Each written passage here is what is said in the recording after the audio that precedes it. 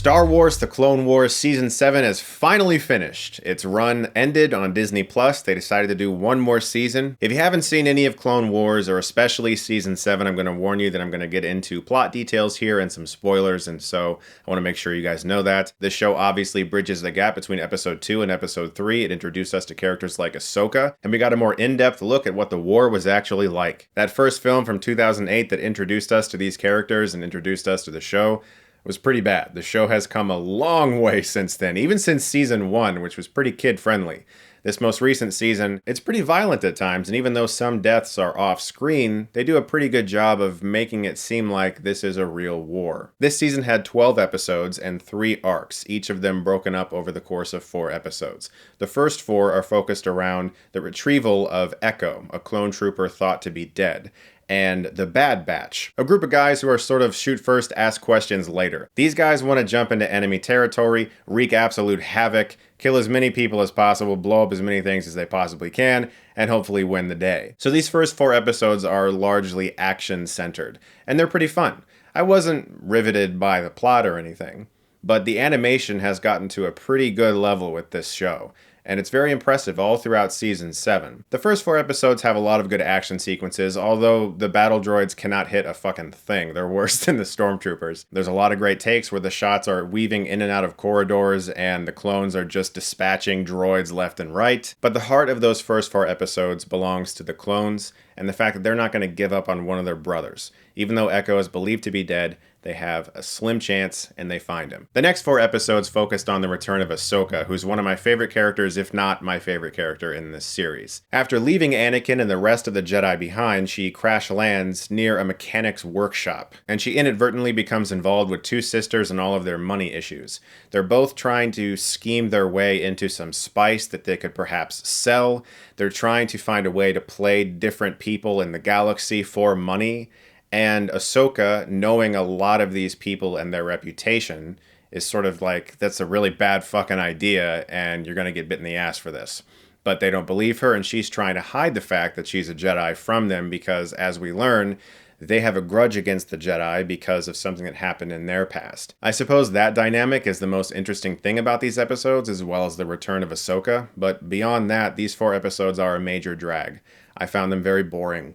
It didn't necessarily feel like filler at first because you were experiencing Ahsoka's new life and you were learning how she feels about the world.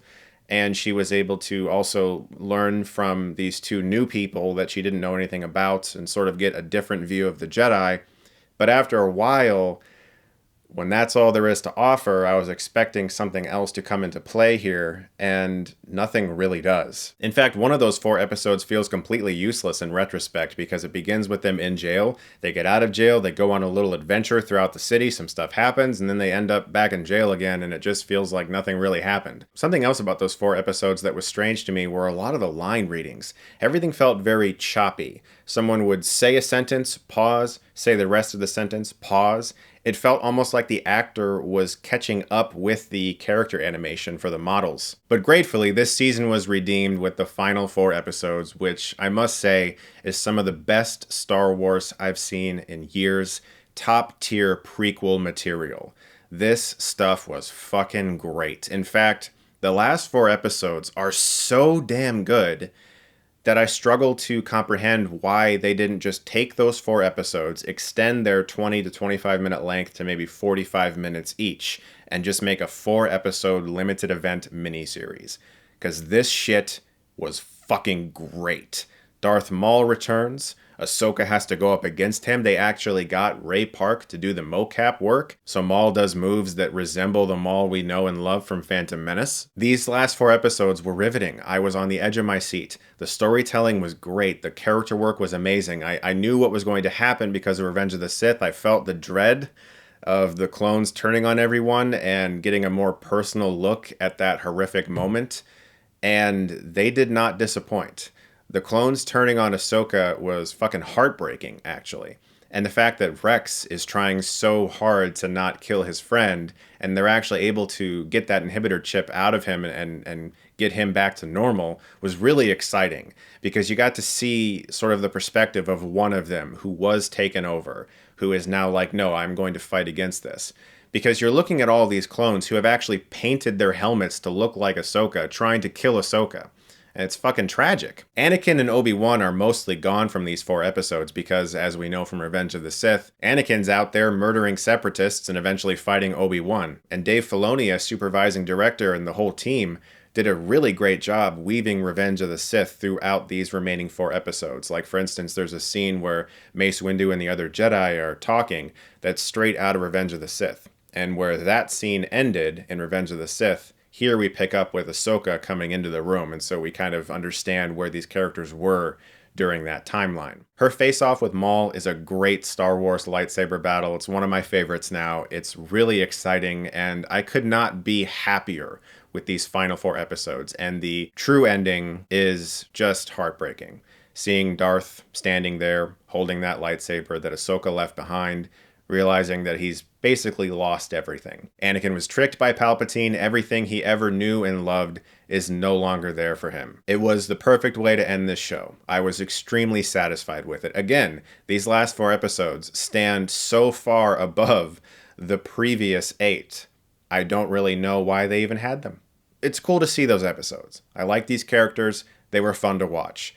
But these final 4 are just another thing entirely. I mean, even the opening titles change. Clone Wars appears as red. The music changes. There's even Lucasfilm text that appears. They really tried to differentiate these last 4 episodes as if this is what we really wanted to do. So it's strange that they even did anything else, because this is all I need. These last 4 are remarkable, and they saved the entire season for me. Up until them, I was kind of on like a C+ or a B-, but these last 4 really made everything stand out. I'm gonna give Star Wars Clone Wars Season 7 a B+. If it was just those last few, it's an A+, honestly. Some of the best Star Wars I've seen in years. Watch it if you haven't. But I'm reviewing the whole season here, so I gotta be honest. Disney is capable of making good Star Wars. With this and Mandalorian, I'm seeing a really good future for Star Wars on television. I'm really excited to see where else this goes, especially with Mandalorian Season 2. But I'm glad this got a really nice definitive ending, and Dave Filoni and the rest of your team, you guys deserve a round of applause. Great job. Guys, thank you so much as always for watching. Look forward to more reviews very soon, and may the 4th be with you, by the way. If you like this, you can click right here and get Stuckmanized.